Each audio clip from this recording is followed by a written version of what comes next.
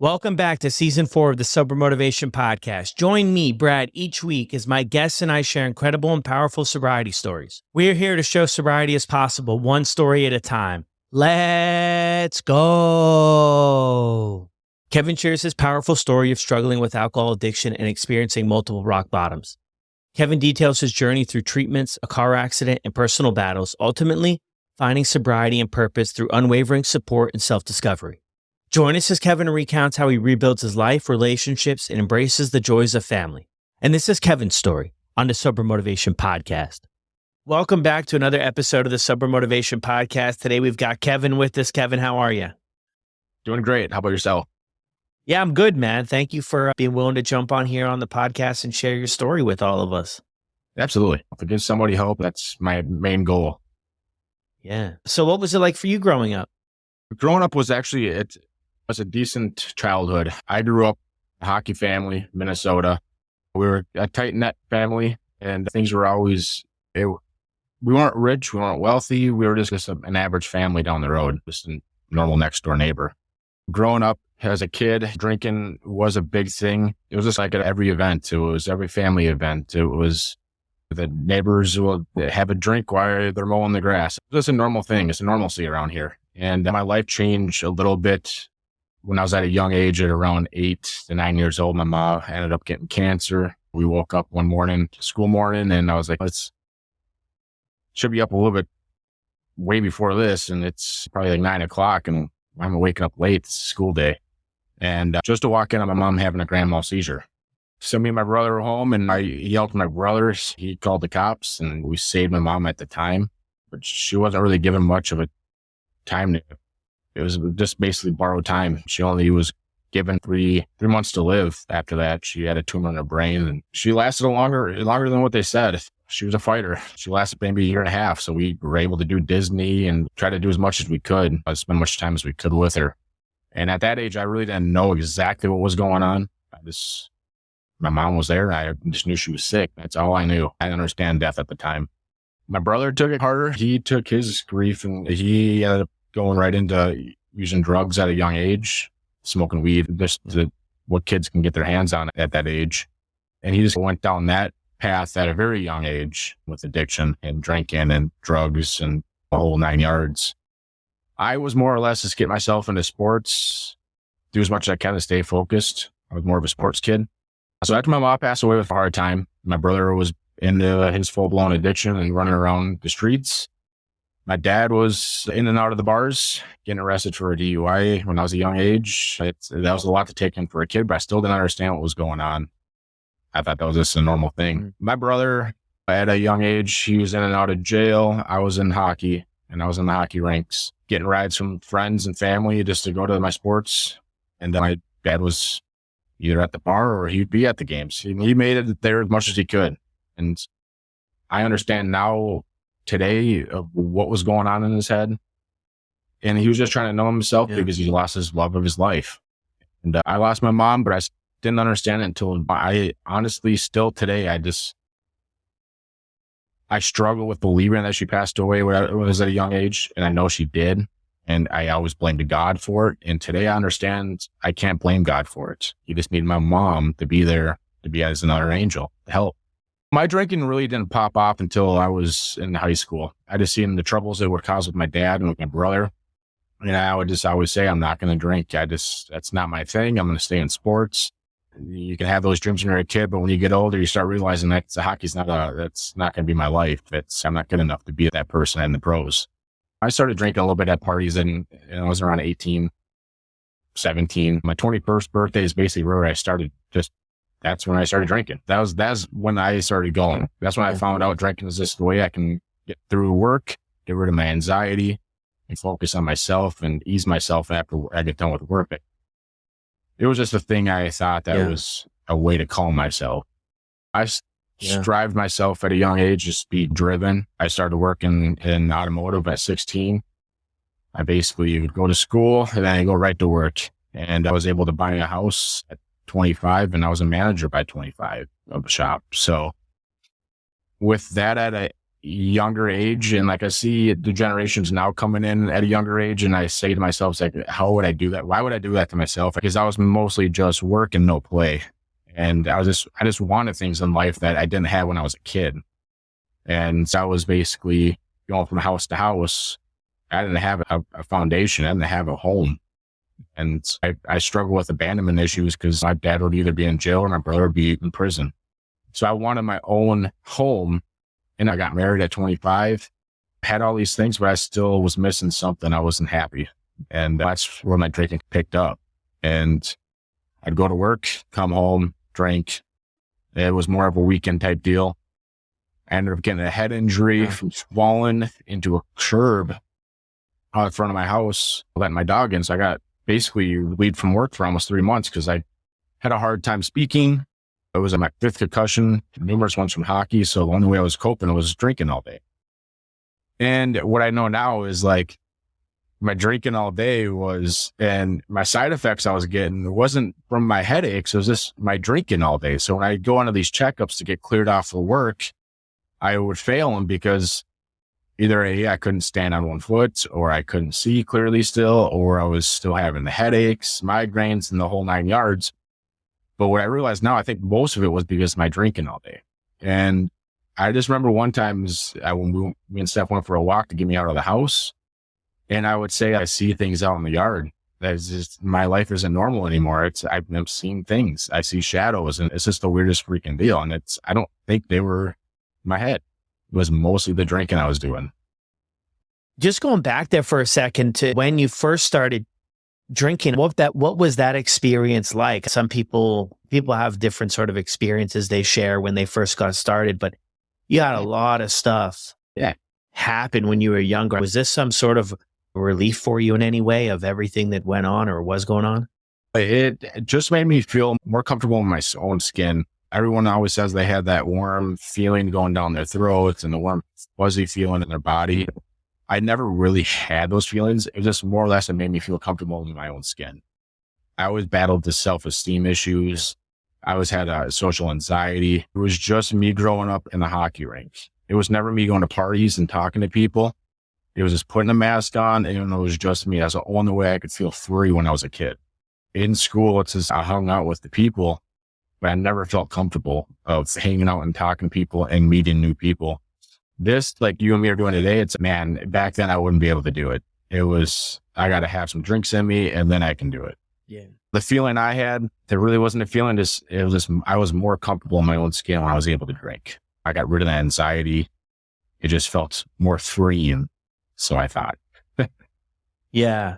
No, and a lot of people, it's like that expression too, like alcohol gave me wings until it took them away. It kind of reminds me of maybe that in a sense, to be more comfortable. It's so tough, I think, looking back, right, to where we're at now. And maybe you can relate with this, but I was a lot of the same way, a different turn of events in my life. But I always wondered how it was so easy for other people to connect and make friends and just be happy. And I felt, I don't really know. I never really talked with them about if they were really forcing it, but I felt like I had to force it and put so much effort and energy into making friends, keeping friends around, like just being this clown of some sort and just this constant distraction of who I really was. And this was like even before I started into drugs and alcohol, of trying to find out like that $1 million question, where do I belong in this world? What's my purpose for things? So right out of high school, you already got into sort of the automotive thing. You said when you were 16. So that was your passion to really get things going. Your brother's older than you. I'm only assuming that, but he's an older brother. Yeah, he's 4 years older. Yeah. He's driving himself. He just got himself out of Hazelden, I think 4 or 5 months ago. And he's putting in the work. He's doing the thing, and he's good, man. Not doing it the way I did it. I was just basically all in, do what I can do. But he still struggles with a little bit of the social anxiety, and he's doing it his own way. And I get it. We all got to do it our own way. It's our own path. But he's making it work for himself, and I'm proud of him. He's kicking ass, if I could say that, but he's doing it. He's in the work. He's doing the thing, and I'm proud of him for it. Good, man. That's great. That's really great. And so you get out of high school, you get married too, you said at 25. How was in the early days of drinking for you? Are there any red flags that you're noticing or anybody is noticing around you? Or is it just it's like what everybody else is doing? What are your thoughts there? It was, to me, it was like it was more or less everywhere we would go. It was out to dinner. It would be a drink, multiple drinks. It would be Saturday, Sunday. Let's go to the bar up the road. Let's have our Bloody Marys. I'll have my beers.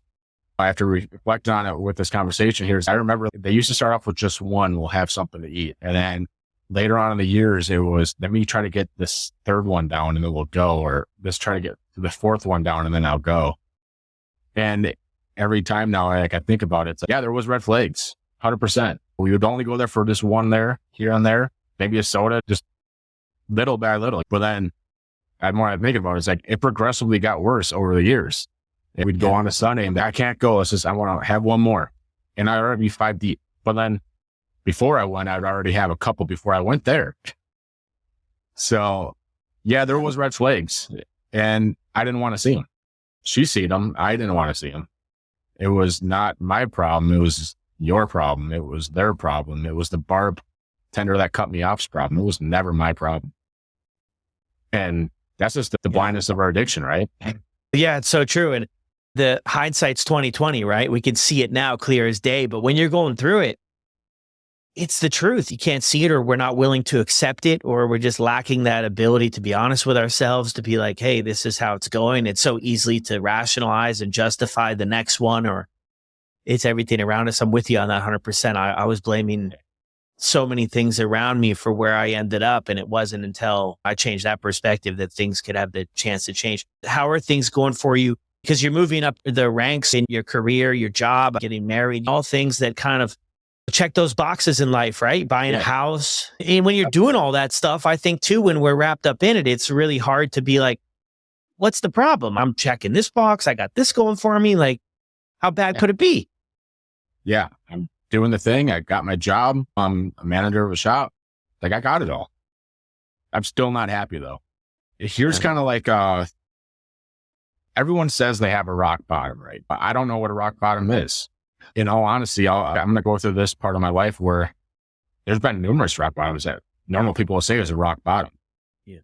At about between 25 to 29, my drink had picked up. It was just on the weekends, maybe once every now and then at night.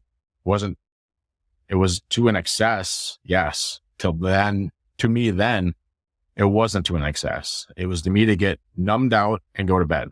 So around 29, stress levels were already, they're through the roof. I had a hard time bearing myself, dealing with my own emotions. I think my early childhood was catching up with me at that time. I was missing the family life figure, all the anxiety of this life in general. What have I actually done with my life at 29? And why am I still not happy with myself, or even when I look in the mirror? Between me and my wife at the time, we're fighting every day. We were struggling with me finding myself, but not finding the love in the relationship. I just had a hard time loving myself. And this also goes out to the wives, the spouses, the boyfriends, whatever anyone has out there. That person that's in your life, they're the ultimate warrior. They went through a lot of crap we went through, and they had to handle it and deal with it in their own way without anyone even understanding what's actually happening in that relationship. Because nobody knows the answer of, oh, you got the alcoholic husband and all he does is drink. Oh, blah, blah. Nobody understands that. And nobody's understanding what to say to that person at that time. He was just a complete warrior in the whole relationship. And so basically at 29, I was dealing with anxiety, the work stress, the lies were just becoming bigger and bigger, and it was taking a toll on my life. And my drinking was nightly in the garage, hiding out there and not dealing with going to bed at a decent time. I'd be out there at 3 a.m, go to work at 7. And then I'm sure I was still drunk when I got to work. So I went to my first treatment. It was not something I wanted to do, something I was basically told. We all told we should go to treatment, and we do it to please them. And I went there. It was pre-COVID. It was basically when I got out, we were wiping the door handles and they were saying there was a sickness coming. Okay. I get out, and then the next day the country's on lockdown. I'm doing an IOP, and that's intensive outpatient. And I'm doing it to still please people, but it's also, I do it because I want my relationship to work. And I still want to figure out what this whole thing's about. Do I do have a problem? I did take things out of that treatment and I take them today and I still use them, but I just didn't understand the whole situation.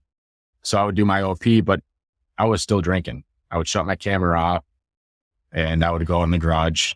She was still working, so she didn't even know I was doing this. And I would just go in the garage, pound a couple of drinks, come back to my IOP, go right back on the Zoom camera and act like everything was just fine.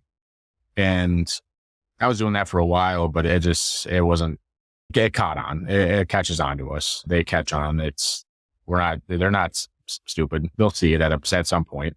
I stopped doing that and I just started going off the garage and hiding. And that was like my thing. And that's where things really got south. And I lost my job due to the COVID. And I'm sure it was mostly because I wasn't performing my performance either. Yeah. The relationship wasn't getting any better. It was getting worse. She wasn't happy with me. We were actually just having our first kid and we had a miscarriage before that. And a lot of my drinking before I went to treatment I was blaming myself. Was it because of my drinking that caused the miscarriage? And Hudson's a miracle baby and we ended up still having a baby. And so it's huge when you think of it. It's big. There's a bigger picture, but in the time of our addictions, like we don't understand it. We just understand we just want to blame everything. And I was still blaming God at the time. Yeah. In this last 5 years, Hudson's the little bundle of joy of what I thought was never going to happen. That's been my biggest motivator because I don't want to see him without a dad in the long run. I make sacrifices today to be there down the road. So if I got to miss something, unfortunately, that meeting is more important because I need to be there down the road too. Yeah.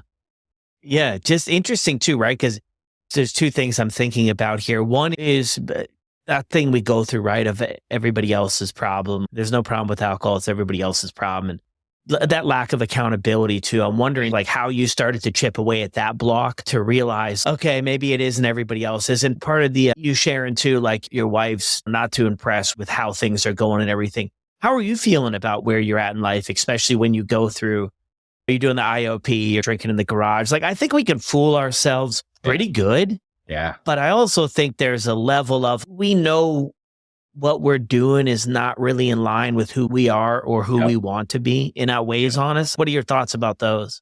At the time, it's like, I felt like I got it all figured out. I felt like I can get by with lying about the situation. If I'm not really an alcoholic, if I'm able to get by and still do these things, I can get by with showing her that it's not a problem. There was times where I would go to a meeting, take a picture of a 30-day coin and just send it to her and be like, hey, I got my 30-day chip. I hope you're proud of me. And I hope this looks good, whatever, whatever goes in our head at the time. And I would just leave there and go to a liquor store and start drinking. I was ashamed of myself, but I was also proud of myself. I found out a way to get through, lying and hiding the situation. I thought I was clever. Yeah. But in all hindsight, it catches up to you. Yeah. You end up finding ways that you're going to slip up and your life just becomes more of a downhill slope. You start struggling more. If you would have seen how I would look, I was bloated and I looked like a red apple. Blood pressure was through the roof. I couldn't stop shaking. It got bad. Yeah. Yeah. So basically, I went to my second treatment after I lost the job, worked everything for. I was burning up the bank account. And this is where probably my life really changed, is going into that treatment and the way I came out of it. I struggled even more with myself, didn't understand myself at all. I figured it was my life and my self-esteem and my self-image issues. Was it all like deep rooted somewhere where I don't even know? I didn't understand. There were so many questions when I came out of there. And when I came out of there, me and Steph were in a very bad situation. And I just remember the car ride home from this treatment and my son was in the back seat and he was months old. He was less than a year, I believe. And I remember seeing him and I seen joy in him. But I also felt myself looking at myself saying, what are you doing with your life, Kevin? You can't figure it out, and you're still not happy with yourself. And you got that little boy in front of you that's smiling away, looking at you, but you just don't feel like that person that should be his dad. You're not a healthy person. All these self-doubts would go through my head, and I was just in a dark spot. And I think that's where the moment was where I needed to love myself to love others. And that's where I understood. So I can't go through life with saying I love you when I don't even love myself. There's that feeling in you, like you think that's love, but you don't know. Basically, when I got home, we had papers on the counter, and she was taking my house. She was done. And it was probably like a couple weeks later after I got back, because when I came back, I basically immediately went into a hotel, went on a weekend bender, calling that treatment just to go back to have them say that they're not taking me back. Yeah. So that's kind of like where I'm like, okay, if they're not going to take me back, then why even bother continuing to try to do this recovery sobriety thing if no one's even happy with me? So that's just me buying the lie. I'm doing it to myself. All these people aren't doing it to me. It's just, I'm doing it to myself, and I'm proving to myself, to them, that it's like, I'm just truly an alcoholic and I can't see it. Yeah. What were your conversations like in treatment? Yeah. You had a caseworker or something? Like, would they say, where do you think you're at and stuff? Like, and when was this? What year? This was probably in 21. Okay. 2021. So basically just out of the end of COVID, we were still wearing our mask. Yeah. But the whole problem, like in the situation, was like this treatment, we had a caseworker and I was bonding, and I was able to communicate and express myself, just to have them pull the counselor out of there and just do a whole staff change. And then I had to start all over with another counselor, and I couldn't get invested because I was worried about insurance dropping. And every day I'd go into a group, not sure if I was going to be there tomorrow. And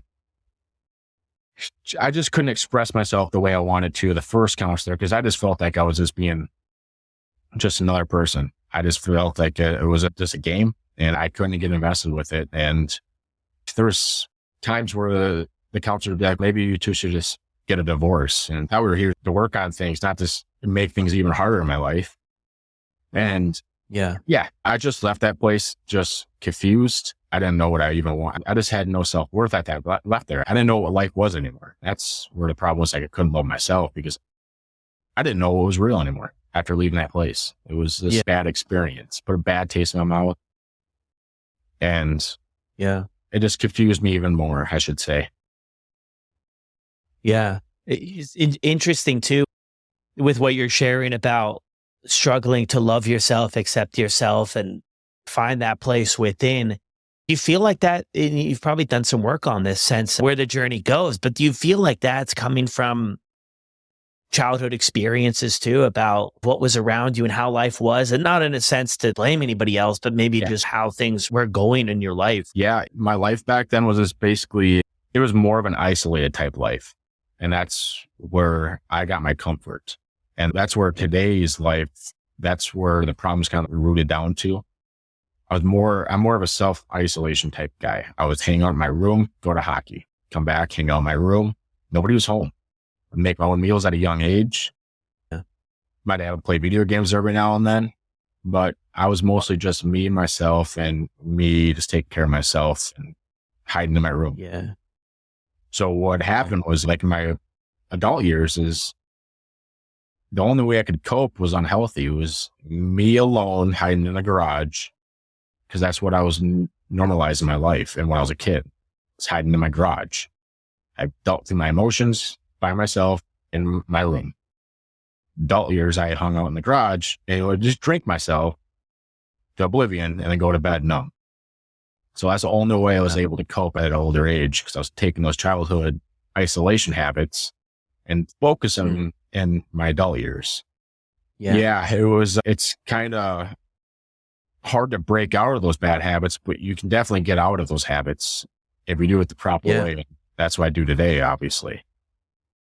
Yeah. So you leave this treatment center and then you get a hotel, and how do things, it sounds like this is a slippery slope here, Kevin. Yeah. Yeah. So this is Hey. where it should be the first rock bottom. I get kicked out of this hotel, and this cop basically picks me up and says, you can't stay here anymore. It's either detox or I got to take you somewhere else. I'm like, I'm not going to detox. But then in the middle of the conversation, while he's picking me up and I got to leave my beer, I'm asking him, like, why am I being kicked out in the first place? And the guy is like, well, in all honesty, you got a missing person report out. You're hiding in this hotel. But the problem is, it's not that situation. You're alive and you're okay. You're drinking, but you're talking to me right now. Problem is what's going on downstairs and the people that are seeing what you're doing. And I'm like, that's their problem, not mine. But they're seeing you come upstairs with 2 to 3 cases a day in your room, and it's just you. I'm like, oh, okay. Like, that's a problem to a lot of people. Okay. So they brought me to a different hotel and I continued my bender. But then I came to the realization, is like, I can't keep doing this. So I went back home, went back to work. And by then, this job that I just got and I have today, I was already too far gone to even be grateful for this job. It's at a dealership. It's respected. It's something like I grew up, I always wanted to be at a dealership, but I'm already too far gone in my addiction. So I'm starting to burn bridges there, have issues there, but I'm also being dealt paperwork to sign my house over. And we basically agreed to separate it. Focus on yourself and heal yourself, and we'll see what happens. So I went to my own apartment, and what are we all doing? We're all alone. I got my own place. I can drink all day. Nobody's going to bother me. I can isolate and do the things I want. Gotta be okay. I'll focus on myself and I'll heal myself and I'll be all right. That's the lie I wanted to keep telling myself, but it was just a slippery slope. I would stop talking to people. I would go to work. I would start missing work. And then I got in a bad car accident. So this should be rock bottom number 2. I'm in the hospital. I basically, back to the car accident, is like, I shouldn't have survived this car accident. I don't know what happened. I don't know how it happened. All we have is theory right now from what the police report said is I was going up, there's a highway here, 61, and I was going north, and I basically just kept going straight, and I basically hit an embankment, and I flew off, and I went down this hill and basically landed upside down. You couldn't see my car, and what they think is I was hung upside down. I was hung, when I came to the next day, I was latching my seatbelt super tight, upside down, and I kept coming to. I remember this vividly because I remember like waking up and I felt dirt in my mouth out or whatever, and I'm like, I fall back asleep.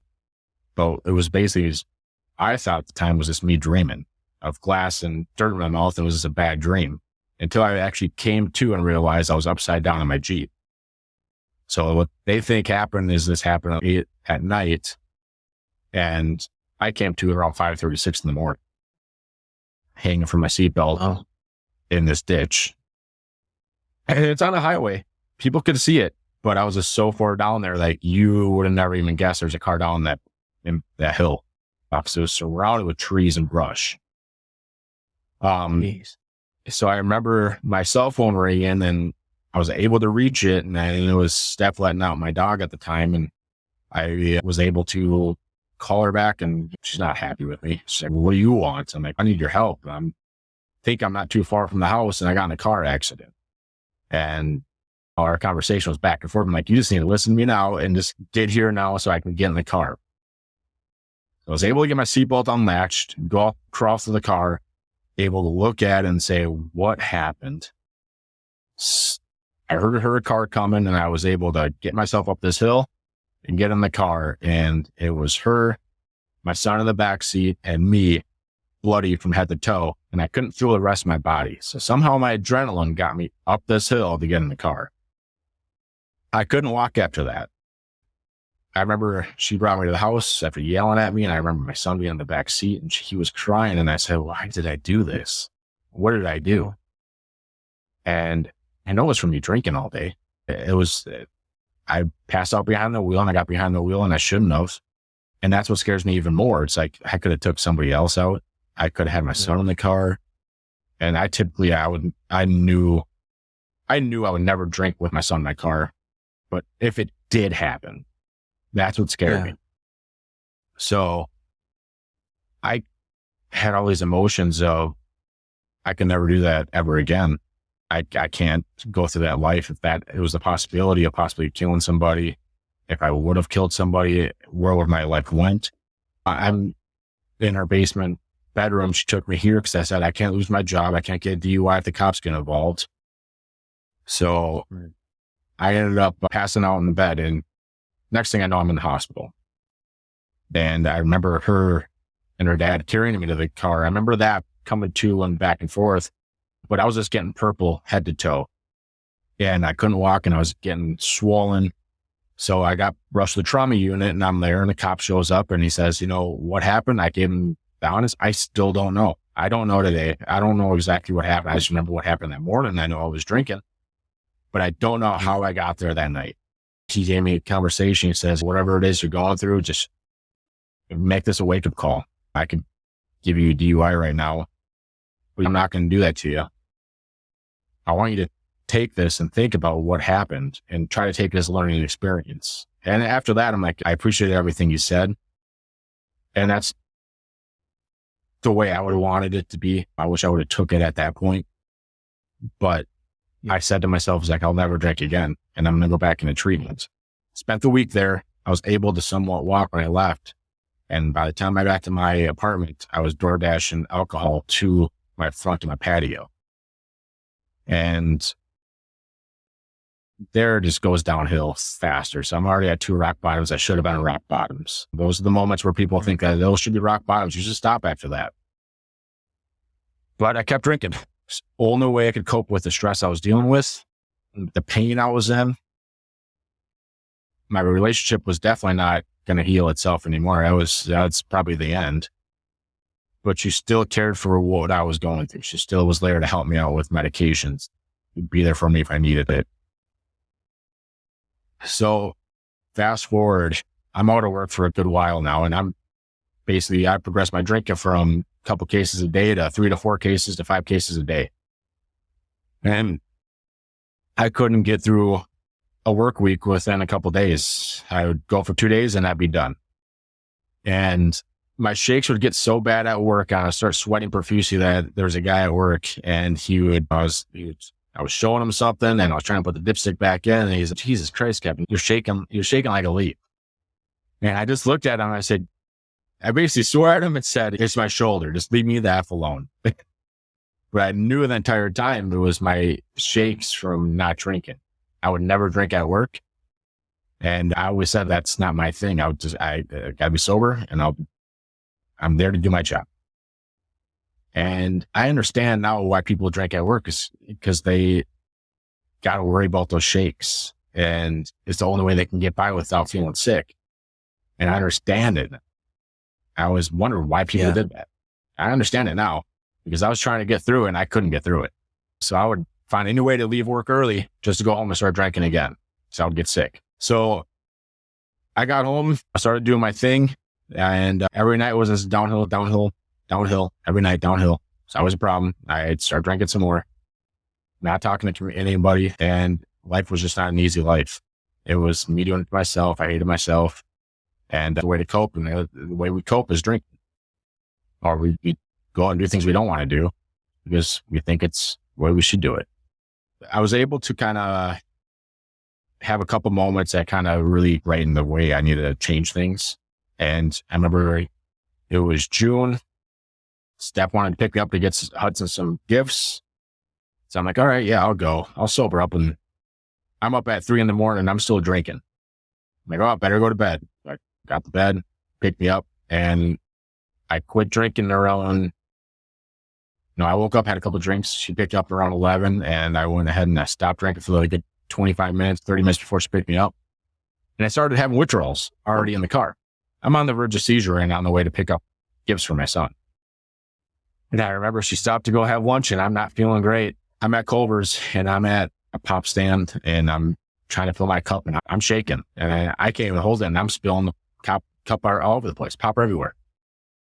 And I remember this kid looking at me, and I remember it today, and burns me. And I don't stop thinking about it every time I get popping out at the pop machine. Because I'm shaking so bad. And this little kid's looking at me like, what is wrong with you? And not a good feeling. But I remember that moment. Yeah. I also remember the moment where I couldn't help my kid cut up his chicken because I'm shaking too, let alone put my son in his high chair because I'm shaking so bad. So that's one moment that stuck with me, is my son not being able to do anything for him, not being able to hold him because I'm scared I'm going to drop him, and this little kid at a pop stand.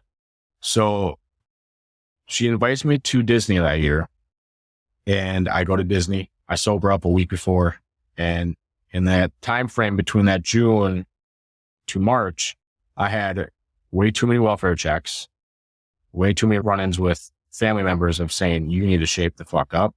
Way too many talks with work because they're thinking about letting me go because I'm not showing up on time. And all this is all self-inflicted on my behaviors. But then I still blame them. Yeah. Not my fault. Still not my fault. It's all the pain you guys are causing me, that's making me drink. And I go to Disney and I feel what families, I felt happiness. I felt my son enjoy going on rides with me. I felt that there is love. And this is what I needed to do, is to be sober for 2 weeks before I got here and not feel those withdrawals, be clear-minded, and actually see what family's like. And family is, it's just all love and joy.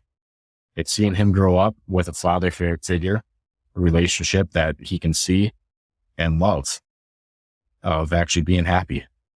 And those moments at that Disney trip actually made me realize that this is what family's. And I remember Steph asking me, it's like, are you okay? Are you feeling good? And I'm sure if I was drinking at that time, I probably would be missing most of it because I'd be hiding out at that bar. And this time I was actually just sitting there enjoying my kid's time and actually seeing what his happiness is through his life. And it's all the small things we have in life that we see today that we take for granted. It's the sun outside. It's the warm weather. It's the laughter that's in the air. It's seeing everyone enjoy the small things and the smells. You don't see those when you're drinking. There's no smells besides the alcohol, and it's a dark room that's you and your own thoughts, your own pretty self. So I got home and I said I wasn't going to drink. But on that plane, something switched in my head that I was stressed.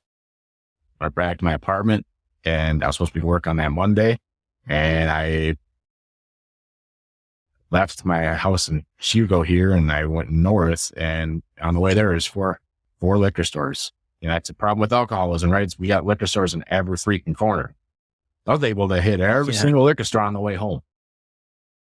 And comes that Monday, 6 cases of beer gone, all within a day and a half. I got pictures of it today, and it's not a pretty sight. But I was able to take those 6 cases of beer, still drinking, and act like a normal freaking person. And that's, to me, that's not healthy. It's a lot of beer. People still ask how I did it. And so it's just all the months of leading up to this that I was able to tolerate it. My eyes were turning yellow. My body was falling apart. I was always in pain. And these were my rock bottom moments. This is where I understand it. Is I called that Monday morning when I woke up and I said, I'm done. I can't keep doing this to myself. Can't keep doing this to my son. I suffered from abandonment issues. I can't do this to him. So basically my rock bottom is, my moment is when I was ready on my own time. When I've already destroyed more things than anyone wanted to deal with, I made the call. People said I should go to treatment. Those were all like, I'll go. But this is the time I said I should go to treatment because I want to. And, you know, nobody really understands that, but it's a feeling in your head, like in your mind and body. It's like, nobody will understand it, but I understand it myself. And I called a place up in, not too far from us, it's Hazelden. They couldn't get me in, but this place in Malibu, California called me and said, hey, we can get you in today. We have a bed ready. And then they called you. So how did this even happen? And I was like, in all honesty, my insurance doesn't even cover a treatment that's 30 miles south, and there's no Malibu, Minnesota, so it's going to be California. And yeah, we got a bed here in California. It's come on out here. And that's where my God moment happened. Beautiful place, amazing people, amazing staff. It's unfortunately closed now, but they went out to Maryland and they got the new thing out there, Hygeia. These people are just amazing people. And they helped me out. They helped me see what recovery is like, understand myself, understand to have fun with recovery. And that was my biggest blessing, because I understand where to love myself and to love my son. And God moments can happen in weird ways, and that's one of them. I didn't pay a dime. I was able just to be scholarshiped. My insurance won't cover it. And a God moment should happen when I survived that car accident. I should have been like, okay, this is where I got to stop. But the moment of going to this treatment facility and be blessed with all these people that are still in my life today, I can still call Jordana and Justin and be like, hey, I need some help. What do you think about this situation? What should I do? How should I cope with this? They'll be honest with me, tell me straight up. I got a guy, the tech that was there, Vinny, he still sends me morning gratitudes, and we still talk every day. I met some amazing people. Jacob, he has his own deal and he's doing amazing today. Yeah. Charles helped me learn this book that I didn't understand when I was going through all those other multiple times. But I left there and I still didn't take what was suggested. I went back to my apartment, started drinking again. But then I would call them up and they would say, you just need to get yourself right into a sober house and follow suggestions. So that's what I did. I got rid of that mindset, because everything I was doing it was Kevin's way and not the right way. Got into a sober living, met these amazing people here in St. Paul. A guy in Lance and Jim, they all helped me, guide me down the path I need. Nick, we have a guy there too. He just understands the way of life, and he understands you to a whole different level. You learn all these things in strange ways, but it works for you and you make it work on your own path. Like I was talking about my brother earlier, it's like we have our own path and we have our own way to go with things. And I just had to go a very hard way for a short period of time to understand that this is the situation I need to be in, to understand these type of situations. It's all about being comfortable, or learning to get comfortable being uncomfortable. And that's what I had to do. And stripping my old ways and start living in a new lifestyle, and that's staying in a routine. And that's the best person I'm going to be today for my son is not the old Kevin. The old Kevin wouldn't be here today for him, unfortunately, and seeing him play hockey and seeing his life and enjoying the small things, right? Yeah. It's so interesting too, to go back there into all of those, sort of sharing that journey of the rock bottoms and everything too. And it's like, the more and more I hear these stories and just connect with people and you'll be around sober people, it's like we always see in the movies, right? There's like that peak, right? Where the tough thing happens and then people change their lives like the next day or the next week. And like with this, it's so interesting because you hear so many times of all the rock bottoms, but it's not necessarily like the day after or the week after we make that change. And it's also the tough part. It's also the really difficult part about this whole journey, I think anyway. Some people can relate to it, some can't, is it's not possible to force somebody to get it. It's not possible to force somebody to see that there's a different way to live until they're ready to live that way. And oftentimes, it takes a lot of pain personally for our loved ones around us, for us to be willing to put in the work that's required to make a difference in our life. That's like the most difficult thing I think about all of this, especially for guys like you and guys like me who are working, helping people and being connected in the communities. And we meet a ton of good people that they've got so much stuff going for them, and they're get some time without drinking, and then maybe it's back to drinking again. And it's such a difficult thing to watch. But we reflect on our own stories that like it required a certain level of discomfort and pain for us to be able to flip things and be willing to do things differently. And I love how you mentioned too, like just doing Kevin's thinking what got us here. I'm a huge believer in that. Like the best ideas I ever had, Kevin, Yep. ended me up in the worst places in life. And I had to get to that point in my own journey to realize my way of thinking got me here. I've got to get outside of that. I've got to be willing to put the ego aside and listen to some other people, whether I liked it or not. I had to do my best to follow through with some other ways of people who came before me. What do things look like for you now? As of today, I'm back in my house that I lost. My relationship is better than it's ever been. My son's in my life. And With your wife? yeah, yep. So it's better than it's ever been. Oh, wow. She's a complete warrior. She's done the things that I never thought that I needed in life, but she's always been there. And she's always been that rock where I just always just looked at it as a negative spot. It was all out of love, the love I wasn't seeing. But I got my job. I'm doing amazing there. I'm able to help people. We're spreading hope. I run that little page and I do little things here and there to give hope of what I'm going through that day and kind of show like, hey, this is the way I do it. And I find a little weird quirky saying out of it and make it work.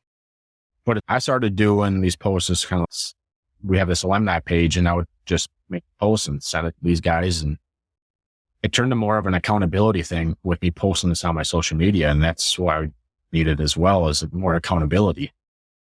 And if I'm not posting something, I get somebody saying, hey, we really enjoy your posts. Is everything all right? And that's where it's, oh, okay. People are actually paying attention to it and they want to see it. So that's where the other blessing, I enjoy doing it. Sometimes I think I'm tiring people out and then they're probably sick of me of doing it, but no, I mean, they actually enjoy seeing it. So the accountability factor is what's big for me too, is that. I love that. And if it's helping them, that's the best thing. It keeps my light going. It keeps my fire going. And so I can't complain about life today because it's much better than it was 3.5 years ago. Things were pretty dark then. Yeah, man, which is incredible. To stop drinking in 22, right? That was what it was for you, right? 22, right? Yep. Yeah, July 23rd, 2022. You said something there, man, that kind of stood out to me about you got your house back and building this relationship with Hudson and with your wife and your career and stuff. I think it's so interesting, man. You did get those things in your life, but I think that you worked for those things. It wasn't like, it's not like we just get sober and the magic happens. It's like we get sober and we get the opportunity to go to work on ourselves, and then these things start happening in our life that we resisted for so long.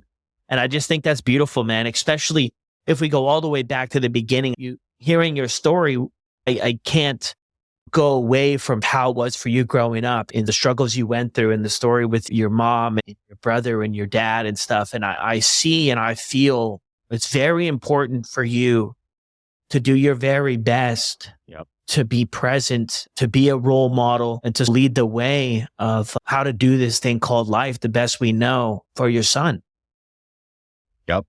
And the number one thing about this situation is I got to stay continued with my sponsor, continue putting in work, and continue to express my emotions when I need to. Because like when I was a kid, it was this isolation and hiding, right? That's what we did. But my coping mechanism, the only way I'm going to speak about my emotions and what's going on in my life is just me and the bottle I'm drinking. So what my sponsor says today, and that's what I continue to run with, is I got to catch myself sooner so I don't stay there as long and I can talk it, spill it, and be done with it. And that's just the way I have to live my life now. It's something that's bothering me.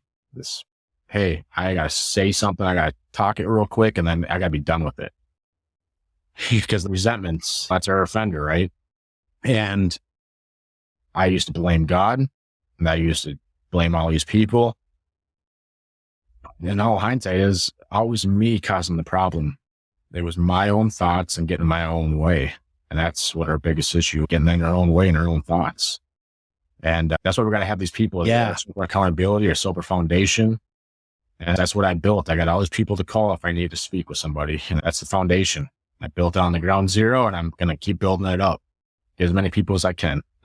Yeah, love it, man. Love that. Quick, before we wrap things up here, if somebody out there is struggling to get or stay sober, what would you mention to them from your experience?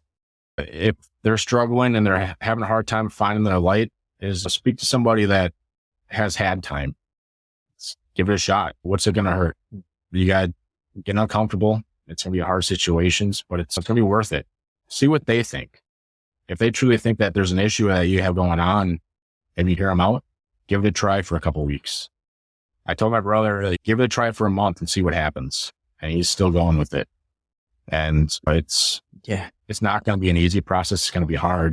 We're going to have storms, but it's how we get through them. That's how we weather them. It's going to make us grow. It's going to be growth. So it's recovery. It's not going to be fun all the time. It's going to be work. Yeah. It's going to be worth it. True, man. Thank you so much, Kevin, for sharing your story with all of us, man. I appreciate you having me on. It's about being uncomfortable, right? If there's something in the story that somebody can get something out of, that's what I hope for. Yeah, man. Love it. Well, there it is. Another incredible episode here on the podcast. Thank you, Kevin, so much for jumping on and sharing your story with all of us. I'll drop Kevin's contact information down in the show notes below. Be sure to send him a note if you enjoyed the episode and let him know. We appreciate him coming on the podcast and sharing his story. Jump over to Apple and Spotify, leave a review for the show. It helps out a lot, and I'll see you on the next one.